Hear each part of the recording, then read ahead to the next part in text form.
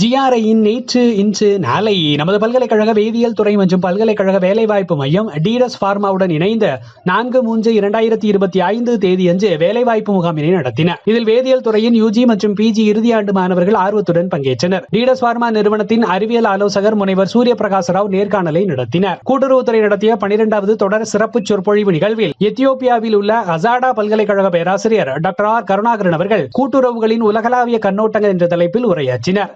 Chennai SRM பல்கலைக்கழகம் மதுரை மண்டல அளவில் நடத்திய சொல் தமிழா சொல் எனும் மாபெரும் பேச்சு போட்டியில் நமது பல்கலைக்கழக தமிழ்துறை மாணவர் டிக்சன் முதல் பரிசாக ரூபாய் 1,00,000 வென்றார்.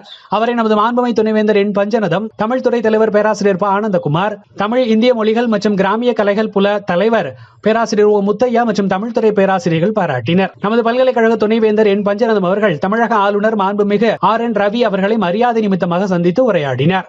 ஜிஆர்ஐயின் வேலைவாய்ப்பு மையம் கிராமிய தொழில்கள் மற்றும் மேலாண்மை துறையுடன் இணைந்து MBA இறுதி ஆண்டு மாணவர்களுக்கான தொழில் வழிகாட்டுதல் நிகழ்ச்சிக்கு ஏற்பாடு செய்திருந்தது.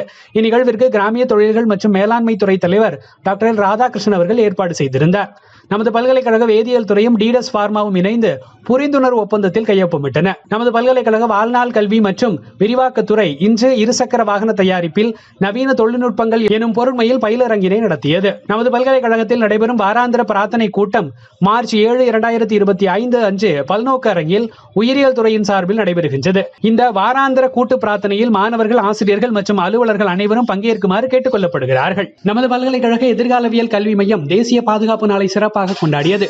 எதிர்காலவியல் மையத்தின் இயக்குனர் இணை பேராசிரியர் டாக்டர் தேவகி அவர்கள் இதற்கான ஏற்பாடுகளை செய்திருந்தார். எதிர்காலவியல் கல்வி மையம் பாரம்பரிய உணவுகளை உட்கொள்வதன் அவசியம் குறித்த நிகழ்வினை இன்று நடத்துகின்றது.